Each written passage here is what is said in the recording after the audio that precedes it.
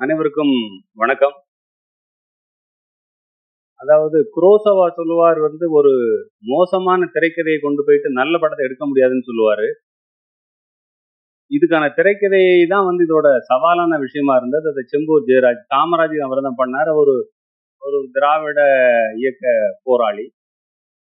இந்த படம் உருவான கதைய ரொம்ப சுருக்கமா சொல்லிர்றேன். ஏன்னா நேரம் ஆயிடுச்சு எல்லாம். ஆமா. ஸோ அவர் முதல்ல கதைய எழுதினாரு. அதுக்கு முன்னாடி திருக்குறளே படமா பண்ணுங்கன்னு ஒரு ஆள் வேண்டுகோள் வச்சாரு. ஒரு பெரிய பொறுப்பா வச்சாரு. இது எப்படி 1330 எப்படி படமாக்க முடியும் அப்படின்னு. இப்ப எங்களுக்கு முன்னுதாரணமா இருந்து கலைஞருடைய குறளோவியம். எதை ஓவியமா பண்ண முடியுமோ அவர் அத புத்தகமா போட்டாங்க. இப்ப அதுல இருந்து நாங்க எது காட்சிப்படுத்த முடியுமோ அந்த குறள்கள் எல்லாம் எடுத்துக்கிட்டோம். எடுத்துக்கிட்டு திரைக்கதை உருவாச்சு. அதுக்கப்புறம் இந்த படத்துக்கான பணம் பாத்தீங்கன்னா அது அதன் போக்குல வந்தது. இது என்ன, அதாவது இதுல எந்த சிரமமுமே எனக்கு இல்ல. வாழ்க்கையில பல விஷயங்கள் அதன் போக்குல தான் அது நிகழும். நான் அப்படிதான். நான் ஒரு ஒரு இறை நம்பிக்கை உள்ளவனும் அந்த மாதிரி கூட கிடையாது. எல்லாமே சரியாவே அமைஞ்சது. வள்ளுவர் பாத்திரம் ஏற்ற பையனா இருக்கட்டும், வாசுகி அவங்க ரொம்ப எளிமையா, சிம்பிளா வந்திருந்தாங்க. இவங்க தான் நடிக்கணும் அப்படின்னு நினைச்சோம். அப்புறம் படம் செட்டு போட்டோம். ராத்திரி ஃபுல்லா மழை. செட்டுக்குள்ள 2 இன்ச்சு தண்ணி நிக்குது முதல் நாள் ஷூட்டிங்ல. எல்லாரும் கலங்கிட்டாங்க. ஆர்ட் டைரக்டர் என்ன சார் என்ன பண்றது அப்படின்னாரு.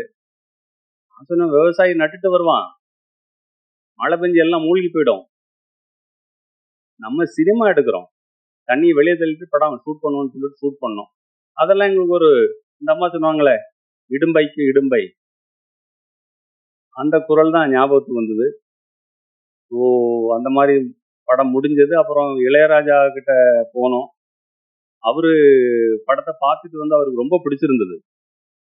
பிடிச்சிட்டு அதை முடிச்சு கொடுத்தாங்க அந்த படத்தை. இப்போ இந்த படத்துக்கு ரொம்ப முக்கியமான ஃபண்டர்ஸ் 2 பேர். விஐடி விஸ்வநாதன் ஐயா ரொம்ப சிக்கனமான மனிதர். அவர் இதுக்கு உதவி பண்ணாரு. மதுரை டிபி ராஜேந்திரன் உதவி பண்ணாங்க. இதோட முதல் இந்த நிகழ்ச்சிக்கு யாரை கூப்பிடலாம் அப்படின்னு பார்க்கும்போது, நீங்க சமூக போராளிகள் அப்படின்னா 19ஆம் நூற்றாண்டுல அவர் இருந்தாரு, 18ல அவர் இருந்தாரு, 15ல இவர் இருந்தாருன்னு சொல்லுவீங்க. நிகழ்காலத்தில் போராடக்கூடிய ஒரு போராளி, மனித உரிமைகளுக்காக போராடக்கூடிய ஒரு போராளி. ஜெயமோகன் எழுதியிருந்தாரு. தருமபுரி மாவட்டத்துல எவனா ஒரு அழுக்கு வேஷ்டி கட்டி போனா ராத்திரி போலீஸ்ல கொண்டு வச்சிருப்பாங்க. திருமாவளவன் வந்ததுக்கு அப்புறம் அந்த கைதுகள் குறைந்தன. அவர் செல்ல வேண்டிய உயரம் இன்னும் அதிகமா இருக்கு. சொல்ல போனா அவர் வரும்போது காமராஜர் ஆட்சியின் ஒரு பகுதியை கட்டாயம் தமிழகத்துக்கு தருவார் என்ற நம்பிக்கை எனக்கு இருக்கிறது. அதனால அவரை கூப்பிடணும்னு நான் மனப்பூர்வம். அவர் கூட எனக்கு பெரிய அறிவும். மூப்பனாரையா அலுவலகத்துக்கு வருவாங்க அவங்க வளர்ந்து வர்ற காலத்துல. அப்பவே அவர் மிக அறம் சார்ந்த ஒரு மனிதர், படிப்பாளி. நான் பேச வேண்டியதுல நம்ம படத்தோட ஹீரோ பேசிட்டாரு.